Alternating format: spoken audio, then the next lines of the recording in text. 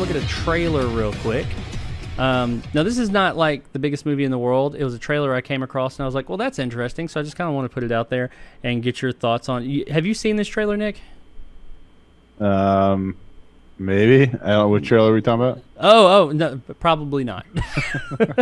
It's a Korean movie, but it is coming to Netflix, and it's an interesting looking little trailer, and it's called Seoul Vibe.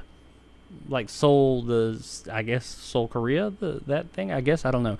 But before we jump into it, what it is essentially, according to their what they have, it comes out August 26th this year on Netflix. It's directed by hyun-sung.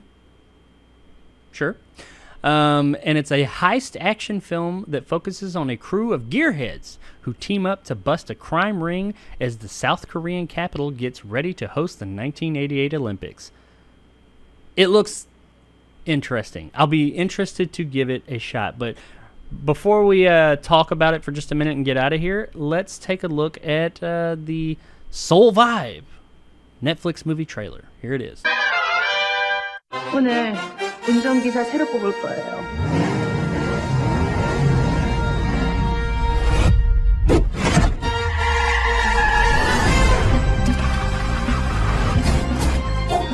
얘들아, 형이랑 일하러 하자. 오늘부터 바로 배달 시작이에요. 운반은 총 10회. 보수는 회당 1,000만 원 이상입니다.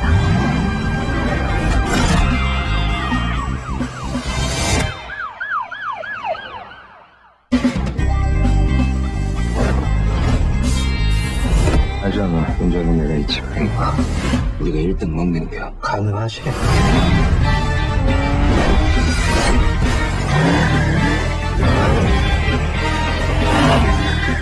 학살 한번 밟으면 끝까지 갑니다. 저는 봐야지, 끝까지.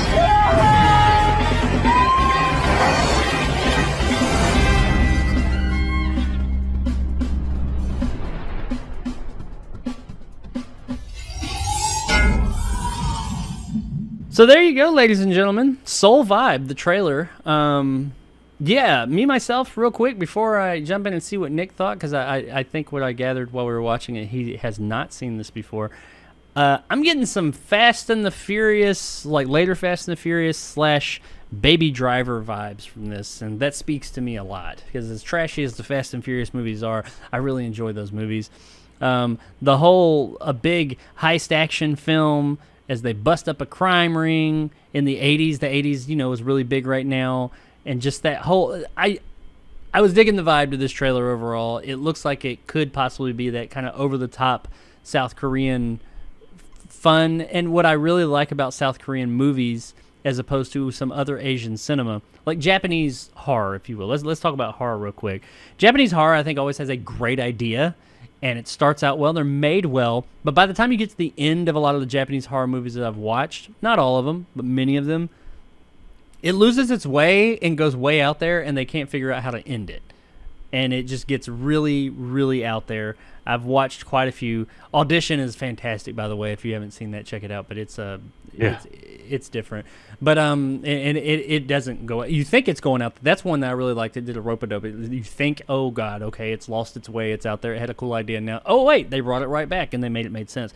Lots of Japanese horror not like that. However, Korean horror, what I've always liked about them is they have great ideas too, and they're made very well. But they seem to usually stick the landing, and it stays in a place that you're like, okay, this didn't get too far crazy out there. Not saying some of them don't, but they have, in my opinion, a better track record of staying within that narrative, within the narrative that they're telling, and not getting too far out there. And by out there, I'm saying like where you're like, what the fuck is going on? But this isn't a horror movie, but it is a Korean movie, and I'm looking forward to it. I mean, there's not much more I can say about it. It just looks like a good time, and I like these kind of like over-the-top car movies like this. I used to be a gearhead. I still kind of sort of am, but I just like, it just looked like a really fun, stupid, hey, we're having a good time, over-the-top 80s nostalgia trip action flick. What'd you think about your first viewing of it? Oh yeah, it looks like I said. I went and tried to request it already because Korean films they have an interesting kind of feel to them. when they come out. Like we said, Squid Game. I think it's Korean. If I remember right. Yeah. Squid Game is it's South Korean. yeah. And there's just something special about the thing that I like most about the Asian cinema market is just the tendency to sometimes go over the top, the tendency to be cool, the tendency to be original, and that's what Korean films do. Isn't Snowpiercer? Yes. Bong Joon-ho's well, Korean, it's right? directed by Well, yeah, okay, director. Parasite, stuff like that. Yeah. Parasite. But Is Parasite, if you South Korean. Yeah, if you watch those films, if you watch Bong Joon-ho, The Host, and stuff like that, I mean, you look at like Triple R and stuff like that on Netflix.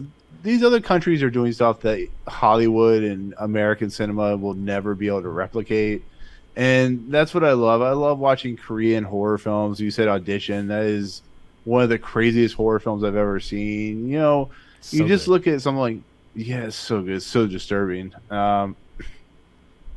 But I just find something funny, unique. This could be like the worst film in the world, and I probably still will enjoy it. I mean, who knows? But I like it. Like you said, it does feel like an '80s version of like Baby Driver or Fast and the Furious. And they're Korea and Japan and China are hugely into those types of films, like the Fast and the Furious. And I can't wait. Like I said, I requested it for review, so hopefully I get it. But yeah, Yeah. it looks stupid, but it looks fun as hell. So Yeah, we'll well, put it that's the that thing way. is, I don't need every movie to be an Academy Award winning flick. I'm looking Yeah. forward to this because it just looks like dumb fun, and Mm-hmm. that's what's most important. I mean, Deep Blue Sea, I love that movie. It's fucking terrible. It's not a good movie, but man, it's just so much damn fun. Ghost Ship, one of the worst horror films I've ever seen, has one of the best horror moments in the last 20 years. The opening, Yeah. There's lots of movies like that I recognize are not good, but I'm like, they're not good in the traditional sense, but they're good in they entertain me, and that's what matters at the end of the day. Is, are you going to be entertained?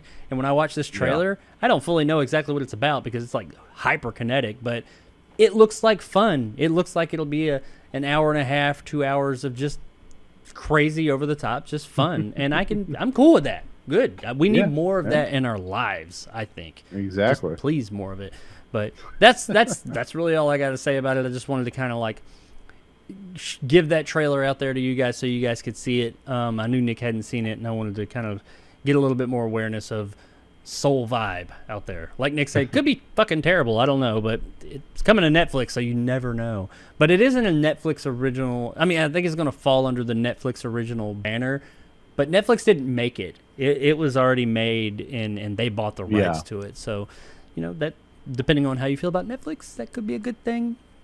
That they didn't really have their hands in it. They're just distributing it. So, yeah, Soul Vibe coming August 26th. So right around the corner, a little under a month. Check it out.